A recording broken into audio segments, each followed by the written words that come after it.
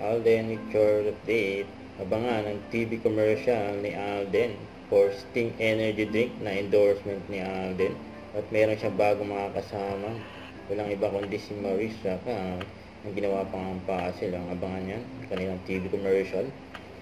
Ito pa, i-interview din si Alden during Bingo Plus Night 2024. Ito pa nga interview kay Alden. Medyo matagal-tagal po yan, parang it's a 1 month about filming international this year po siya, project ni Alden. pero inaayos pa lang po yung schedule, pero so far it's confirmed. It's very exciting po kasi at least parang being able to, to venture outside of the country to showcase Filipino talent is a great opportunity to really highlight the culture and the skills of Filipinos when it comes to filmmaking. So, marami-rami na rin pong shoot ng scripts from different weeks, pero medyo mas nagiging malaki na yung requirement kasi medyo mabigat na yung mga kailangan pong kunan. Tayo...